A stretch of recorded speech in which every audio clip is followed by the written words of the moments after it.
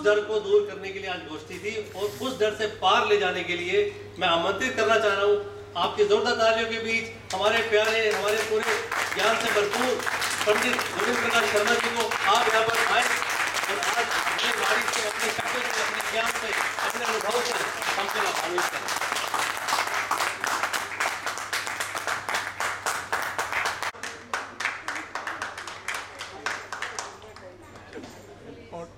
आप सभी का मैं हार्दिक स्वागत करता हूँ, अभिनंदन करता हूँ। आप सभी को मेरा आदरपूर्वक नमस्कार, आभार एवं प्यार। मैं अपने विषय पर आता हूँ।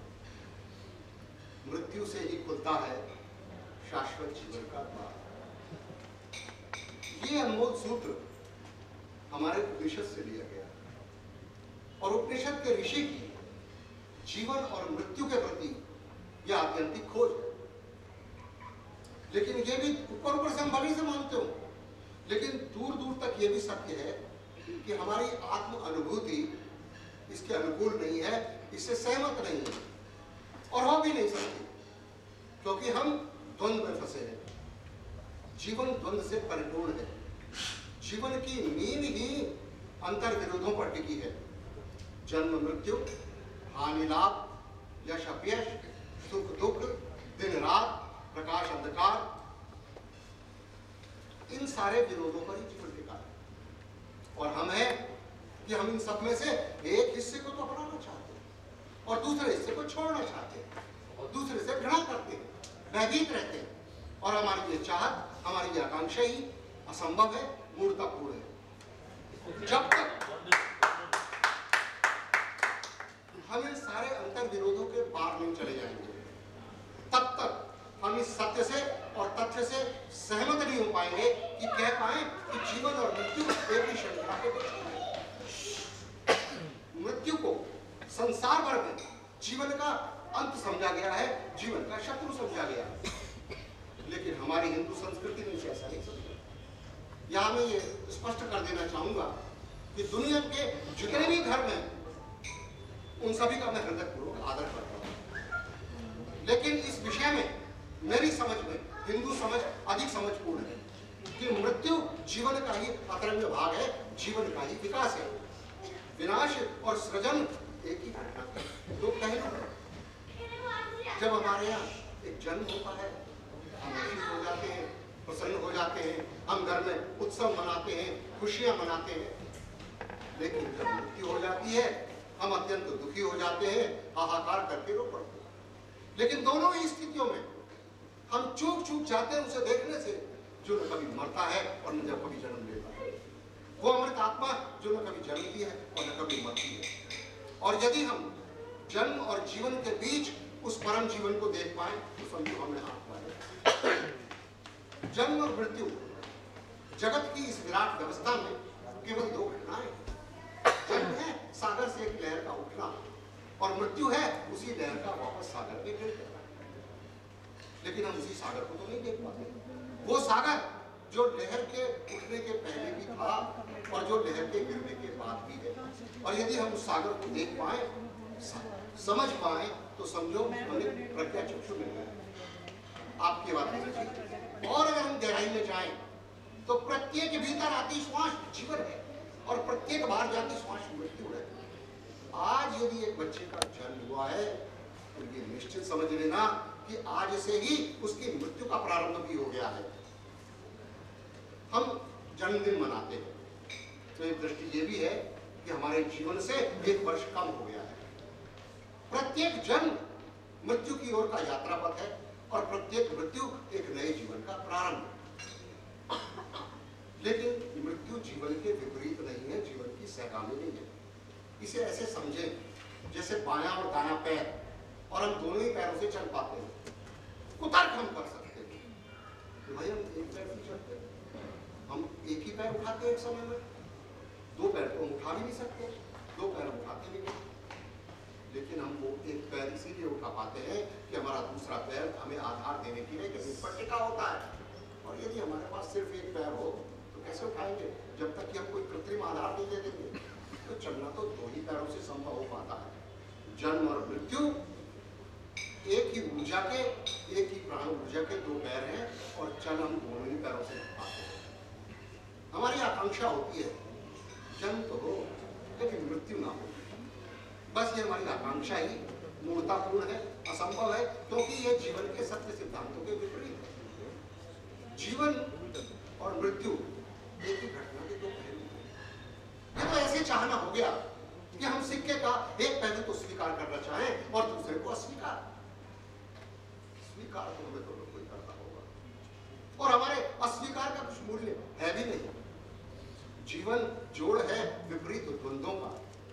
यहाँ एक छोर पर जन्म है तो दूसरा मृत्यु है, यहाँ एक छोर पर उदय है तो दूसरा अस्त है, यहाँ एक छोर पर प्रेम है तो दूसरा घृणा है, यहाँ एक छोर पर सुख है तो दूसरा दुख है, यहाँ एक छोर पर सफलता के शिखर है तो दूसरे छोर पर असफलता की खाई है। द्वंद्व के आधार पर ही जीवन की गत्यात्मकता है, गति है जीवन की। हमें यह बहुत बहुत अच्छी तरह से समझ लेना होगा कि जिस दिन हम मृत्यु को छोड़ पाएंगे या मृत्यु पर नियंत्रण पा लेंगे, उसी दिन फिर हम जन्म को भी काट डालेंगे।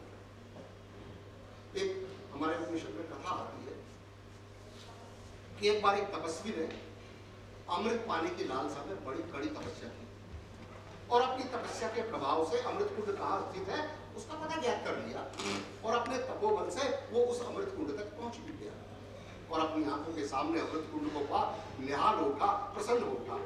लेकिन ये क्या, जैसे ही वो अमृत कुंड पे अमृत ग्रहण करने को झुका, उसके आश्चर्य की सीमा न रही जब उसने कौवे को इंसानी भाषा में बोलते हुए सुना, नाना ये अमृत पीने की भूल मत कर बैठना, अनंतानंद समय पूर्व ये भूल मत कर चुका हूँ और मेरे को सजा भोगनी पड़ रही है और शायद कभी भी जीवन में मेरे इस सजा का अंत नहीं हो पाएगा। उसने ध्यान और उसके दर्द को बड़ी सत्यता से महसूस किया। उस कौवे उसके शरीर की चमड़ी उधड़ गई है, उसकी चोंच टूटी हुई है, बड़ी जराजीर्ण उसके शरीर की अवस्था है, मृत्यु से भी सहज दयनीय स्थिति है, लेकिन अमृतपान के कारण से मृत्यु आ नहीं सकती। पलक झपकते ही वो सारा माजरा समझ गया और चुपचाप दबे पांव वहां से लौट गया। और मेरी समझ में ये व्यक्ति बहुत ही बुद्धिमान रहा होगा जो अमृत जैसी वस्तु का लोग त्याग कर गया। यह बिल्कुल स्पष्ट स्वयं सिद्ध बात है कि यदि मृत्यु असंभव हो जाएगी तो जन्म भी असंभव हो जाएगा। आखिर हमारा जीवन के प्रति जो इतना मोह है, ममत्व है, उसके मूल में काम है, भोग है, वासना। और वासना दुष्पूर है, वासना कभी भरती नहीं, वासना कभी मरती नहीं, सदा सदा और अतृप्ति देकर जाए। और ये बात हम इस कथा के माध्यम से और सरलता से समझ पाएंगे। हमारे पुराणों में कथा आती है राजा ययाति की। राजा ययाति के 100 पुत्र थे और राजा ययाति जब 100 वर्षों का हुआ तो मृत्यु के दूत से लेने आए, लेकिन मृत्यु दूतों को देख उसने बड़ा हाहाकार मचाया, बड़ा वागेला मचाया, नाना मुझे नहीं जाना, अभी नहीं जाना मुझे, अभी तो मैंने जीवन को ठीक से देखा ही नहीं, अभी तो मैंने जीवन को ठीक से भोगा ही नहीं, अभी तो मैंने जीवन को जाना ही नहीं, अभी आप मुझ पर और दया करें, मुझे और जीवन दान दें। मृत्यु दूत ने कहा ऐसा विधान नहीं, जाना तो आपको पड़ेगा। लेकिन राजा ययाति निरंतर गुहार करता रहा, प्रार्थनाएं करता रहा, नहीं मुझे नहीं जाना, मुझे भी और जीवन दान दें। तो अंततः मृत्यु दूत ने एक शर्त रखी, यद्यपि विधान सम्मत नहीं है लेकिन मैं हमारे सामने एक शर्त रखता हूँ कि भाई तेरे 100 पुत्र हैं, अगर तेरे उन 100 पुत्रों में से कोई भी एक पुत्र तेरे स्थान पर जाने को तैयार हो जाए तो मैं तुझे बख्श दूंगा, और न केवल बख्श दूंगा बल्कि तुझे 100 वर्षों का जीवन और प्रदान कर दूंगा। आनंद में पुत्रों को एकत्रित किया गया, सारा कथा वृतांत सुनाया गया, लेकिन ये क्या, सभा में मौन व्याप्त हो गया, सन्नाटा छा गया, एक भी पुत्र ने अपना नाम अपने पिता के स्थान पर जाने के लिए प्रस्तुत नहीं किया। ये देख राजा ययाति को बड़ा सदमा लगा, बड़ा धक्का लगा, वो उदास हो गया। राजा ययाति का सबसे छोटा पुत्र मात्र 12 वर्ष का, उससे अपने पिता की उदासी देखी वो खड़ा हो गया। उसने कहा पिताजी आप निश्चिंत हो जाए, मैं आपके स्थान पर जाने को तैयार हूं। राजा ययाति ये देख और सुन बड़ा उसका हृदय सुखद आश्चर्य से भर गया, लेकिन पिता होने के कारण उसका हृदय वात्सल्य से भी भर गया। उसने कहा ना बेटा, तुम तो बड़ छोटे, अभी तो तुम्हारी आयु और तुम्हारे भाई तो 70-75 वर्ष के हो गए और हम सब नहीं मना कर दिया ना, तुमने तो अभी जीवन में कुछ भी नहीं जाना, कुछ भी नहीं देखा। पुत्र ने कहा पिताजी मैं ज्यादा बात तो समझता हूँ, लेकिन इतना मुझे समझ आ गया है कि मन ना 75 साल की उम्र में भरता है और ना मन 100 साल की उम्र में भरता है। तो जब मन में भरना ही नहीं है, तृप्ति जाननी ही नहीं है, तो फिर आयु के वर्षों की गणना क्या करनी। पुत्र विदा हो गया, राजा ययाति को 100 वर्षों का जीवन और मिल गया। राजा ययाति ने पुनः और बहुत से विवाह किए, पुनः और बहुत से पुत्र हुए और एक बार फिर 100 वर्ष बीत गए। फिर मृत्यु दूत आया और इस बार भी सारी वही कथा दोहराई गई और इस बार भी जाने को तैयार हो गए। कहानी कहती है कि 10 बार मृत्यु दूत आया और 1000 वर्ष की आयु होने के पश्चात भी राजा ययाति की वासना नहीं थी, लेकिन 1000 वर्ष के निरंतर दोहराव के कारण उसका मन ग्लानि से भर गया और फिर उसने स्वयं में निर्णय लिया कि जाना मृत्यु का वर्ण तो करना पड़ेगा आगे की यात्रा के लिए, और संदेश दिया कि वासना दुष्पूर है, वासना कभी बढ़ती नहीं, वासना कभी बढ़ती नहीं। जैसे व्यक्ति के जीवन में जन्म और मृत्यु का चक्र होता है, ऐसे ही इस जगत में भी, इस विराट अस्तित्व में भी जन्म और मृत्यु का चक्र होता है। जगत के जन्म को हम सृष्टि कहते हैं और जगत की मृत्यु को हम प्रलय कहते हैं, और पूरा जगत भी, पूरा अस्तित्व भी प्रलय के बाद पुनः जन्म पाता है और पुनः आगे की यात्रा पर निकल जाता है। प्रत्येक व्यक्ति प्राणी असंख्य असंख्य बार मर चुका है और असंख्य असंख्य बार जन्म ले चुका है और यह सिलसिला अनंतानंत है। वास्तव में जन्म और मृत्यु हमारे जीवन के दो बिंदु हैं। एक जन्म एक बिंदु और मृत्यु दूसरा बिंदु। ऐसे समझे जैसे हम एक वृत्त को, एक सर्किल को बीचों बीच रेखा द्वारा काटते, एक बिंदु जन्म और एक बिंदु मृत्यु। तो जन्म से गति मृत्यु की ओर और मृत्यु से गति वापस जन्म की ओर। यह वर्तुल है और जीवात्मा अनंतानंत इसकी परिक्रमा में, और करोड़ों करोड़ों में कोई एक इस वर्तुल से बाहर छलांग लगाकर परमात्मा के चरणों में लीन हो पाता है, अर्थात आवागमन से मुक्ति, अर्थात जन्म मरण के चक्र से मुक्ति। यह हमारी चिंता, यह हमारी दृष्टि, यह हमारा दर्शन है। लेकिन अन्य धर्मों में, अन्य देशों में चिंतना भिन्न है। उनकी दृष्टि है कि जीवन एक रेखा में है, जीवन लंबाई में है, जीवन रेखाकार है, जैसे रेल की पटरी सीधी जाती है। और भारतीय दृष्टि है कि इस जगत में सीधी रेखा तो नीचे नहीं जा सकती। अब ये बड़ी अचरज की बात है कि बचपन में हमने ज्योमेट्री में पढ़ा था कि दो बिंदुओं के बीच की निकटतम दूरी को हम सीधी रेखा कहते हैं। ये यूक्लिड ज्योमेट्री का सिद्धांत है, लेकिन अब बहुत वर्षों से नॉन यूक्लिड ज्योमेट्री का जन्म हो चुका है और उनका निष्कर्ष है कि जीवन वर्तुलाकार है। यह हमारी भारतीय दृष्टि से समझ है। इस जगत में यदि हम कोई सीधी रेखा खींचें और उसे लंबाते चले जाएं, बढ़ाते चले जाएं, बढ़ाते चले जाएं, तो वो रेखा गोल होगी, क्योंकि पृथ्वी गोल है। सारी रेखाएं वर्तुल का खंड मात्र है, सारी गतियां वर्तुलाकार है, चाहे ऋतुएं हो यानी मौसम हो, ग्रह नक्षत्र हो, खगोलीय पिंड हो, जीवन हो, बचपन, जवानी, बुढ़ापा और फिर मृत्यु। जहाँ जन्म होता है वही वर्तुल पूरा होकर मृत्यु बन जाता है। सभी वर्तुल की परिक्रमा में, और शायद इसीलिए हमने जगत को संसार कहा है, और संसार का अर्थ ही होता है चक्र प्रवीर। हमारे धर्म ग्रंथों में इस बात का बहुत मोटे शब्दों में उल्लेख है कि जीवन के अंतिम क्षणों में, जीवन के अंत में, मृत्यु के समय में जैसी हमारी मति होती है वैसे हमारी गति होती है। अंत मति सो गति, अर्थात मृत्यु के समय में जो हमारी तीव्रतम इच्छा होती है उसी के अनुरूप हमें नया जन्म या नया शरीर मिल पाता है। और शायद इसीलिए हम अपने जीवन में धर्म को पोस्टपोन करते हैं कि प्रार्थना, स्मरण, भक्ति, जब तक ये सब हम बाद में करें। पहले हम और जरूरी काम निपटा लें। जैसे तो हमें पता है कि ये पहले या बाद हम ही तो निर्धारित करते हैं, ये पहले या बाद हम ही तो निर्देशित करते हैं। हमें पता है कि हमारी मृत्यु कब होगी, किस दिन होगी, किस समय होगी, बस उससे कुछ समय पहले हम भगवान का नाम ले लेंगे, पूजा प्रार्थना कर लेंगे, स्मरण भक्ति कर लेंगे, अपना नया जन्म सुधार लेंगे। ऐसा कुछ होता नहीं। मृत्यु आती है और हम विदा हो जाते हैं, और जो भगवान का नाम, जो पूजा प्रार्थना हमने टाली होती है, वो छूट जाती है, रह जाती है। और फिर दूसरा ही लोग हमारे पार्थिव शरीर के, हमारे मृत शरीर के कान में भगवान का नाम लेते हैं, जिसका कोई मूल्य नहीं है। ये कहते हैं जो व्यक्ति जितना होश संभाल कर जीता है, वही होश पूर्वक मर पाता है। और एक बहुत महत्वपूर्ण बात, बहुत ध्यान से समझने वाली बात, कि जो व्यक्ति होश पूर्वक मर पाता है, उसी के अगले जन्म में उसकी इस जन्म की आध्यात्मिक उपलब्धि, नॉट आर्थिक उपलब्धि, उसे अगले जन्म में संचित पूंजी के तौर पर मिल पाती है।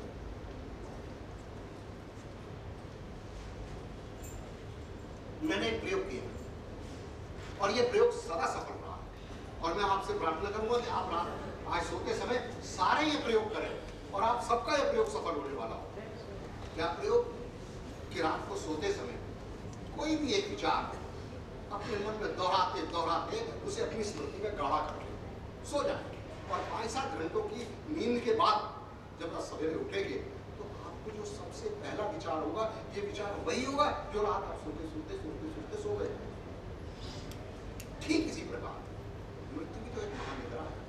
फर्क सिर्फ इतना है कि हम दूसरे शरीर में जागते हैं, और मृत्यु के समय में 99.99% मृत्यु के भय से हम मूर्छित हो जाते हैं और मृत्यु को देख ही नहीं पाते हैं और समझ नहीं पाते हैं, और अंतराल बीच में बहुत समय का हो जाता है, इसलिए हमें कुछ पिछले जन्म की याद नहीं रहती।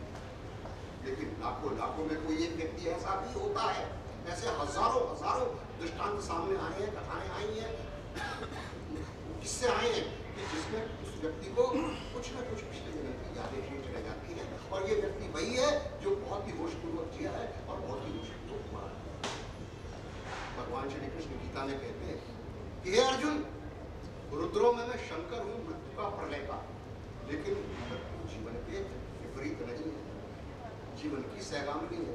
हे अर्जुन, तू जन्म और मृत्यु को अलग अलग करके देखने की प्रवृत्ति का परित्याग कर। तेरा ये सोचना भ्रांत है कि जीवन सदा ही हितकारी है और मृत्यु सदा ही अहितकारी है। यह विभाजन भ्रांत है। जीवन श्रम है, मृत्यु विश्राम है, मृत्यु विराम है, उन्हें जीवन शक्तियों को पा लेना है। हे अर्जुन, किसी भी स्थिति में तुम करता नहीं है, न तो जन्मदाता है न तो मृत्युदाता है। जन्म भी मेरे द्वारा हो रहा है, मृत्यु भी मेरे द्वारा हो रही है। हमारा कष्ट ही है कर्ता भाव।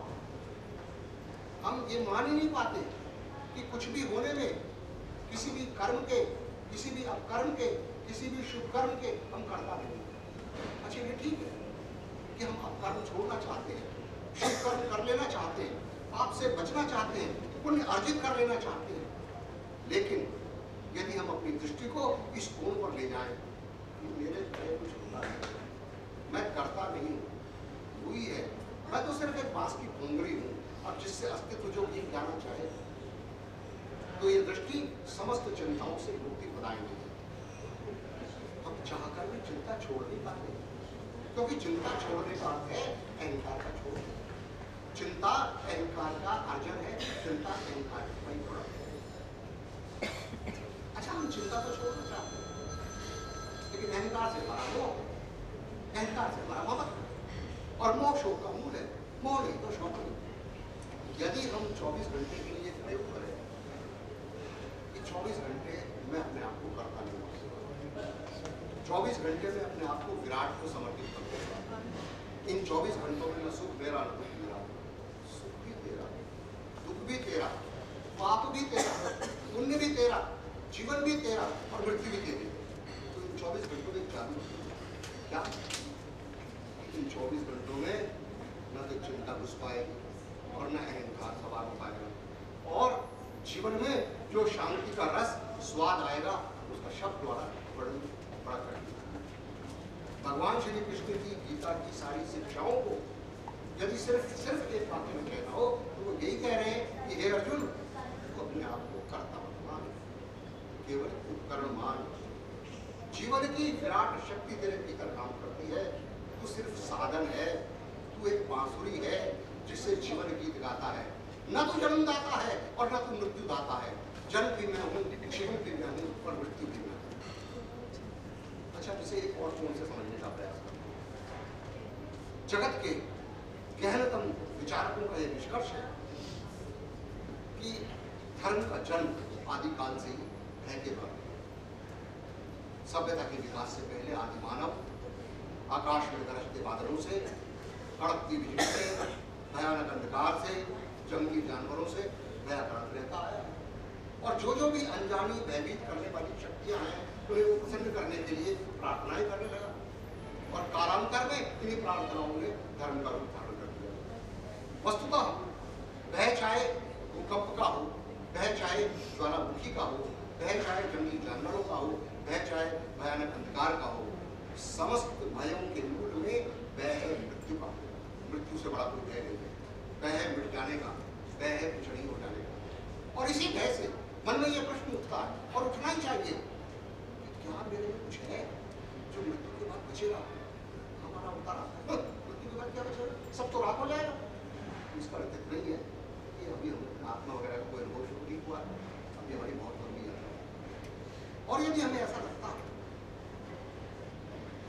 चाहे इसकी परसेंटेज कितनी भी कहो, हमें ऐसा लगता है नहीं, कुछ तो है जो मृत्यु के बाद भी शेष रहेगा, जिसे मृत्यु मुझसे छीन नहीं पाएगी। और इसका अर्थ इतना सा है कि अब हमें कुछ आत्मा का अनुभव शुरू हो रहा है। और आत्मा कहने की, सुनने की, पढ़ने की, मानने की बात नहीं है, आत्मा अनुभव की बात है। आत्मा मृत्यु के विपरीत की, मृत्यु के पार का एहसास है। भगवान बुद्ध कहते हैं कि जिस पल तक मेरे में मैं का भाव है, मैं की अस्मिता का भाव है, उस पल तक नहीं।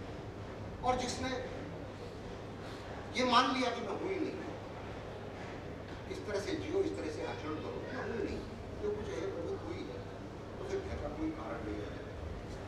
अच्छा, इससे ऐसे भी सोचो कि जन्म के पहले मैं कहाँ था, पता नहीं, क्या था पता नहीं, कौन था पता नहीं, क्या जन्म, मेरे जन्म में मेरी कोई पूर्व भूमिका है पता नहीं, क्या मेरे जन्म की मुझे कोई सूचना थी पता नहीं, क्या मेरे जन्म के पहले मुझसे कुछ पूछा गया था पता नहीं, क्या ये जो श्वास में ले रहा हूँ, ये श्वास में ले रहा हूँ, आ सकता है उनका भी मेरा श्वास तो मैं ही ले रहा हूँ, आप थोड़ी ले रहे हो, मेरा पड़ोसी थोड़ी ले रहा है। तो नहीं, मेरा श्वास भी मैं नहीं ले रहा हूँ, श्वास भी जीवन ही ले रहा है। और यदि मैं श्वास ले रहा हूँ तो फिर तो मेरी मृत्यु को सवाल ही नहीं, फिर तो मेरी मृत्यु आएगी तो मैं श्वास लेता ही रहूँगा, मैं तो श्वास लेना बंद ही नहीं करूँगा। लेकिन नहीं, मृत्यु आएगी तो आएगी और मैं कुछ नहीं कर पाऊँगा। और यदि मैं कुछ कर सकता हूँ तो सिर्फ इतना कि मैं वो स्वरूप जान लूँ, कुछ है जो न जन्मता है, जो न मरता है, वो अमृत आत्मा जिसका न कोई जन्म होता है, न जिसकी कोई मृत्यु होती है, वो निराकार जिससे आकार जन्म लेता है, उन्हें निराकार जन्म लेता है, उन्हें आकार जन्म लेता है और उन्हें निराकार जन्म हो जाता है। मेरे भीतर जो मैं का भाव है ये मिट सकता, मिटेगा ही, लेकिन मेरे भीतर जो शून्यता की अवस्था है वो नहीं मिट सकती। ऐसे समझो, हम एक भवन में रहते हैं, चारों तरफ दीवारें हैं, छत, दीवारों में और छत में नहीं रहते, हम उसके बीच के खाली स्थान में रहते हैं, हम उस शून्य स्थान में रहते हैं। अंग्रेजी में रूम शब्द इसके लिए बहुत उपयुक्त है। तो इन दीवारों की मृत्यु है, इस भवन की मृत्यु है, लेकिन इस शून्य की, इस रूम की, इस स्थान की मृत्यु नहीं। कबीर ने इतना सही कहा है, जल में कुंभ है, कुंभ में जल है, बाहर जल है, भीतर जल है, फूटा कुंभ जल जल ही समाना। इति। धन्यवाद। आपसे प्रेम बांटने के लिए।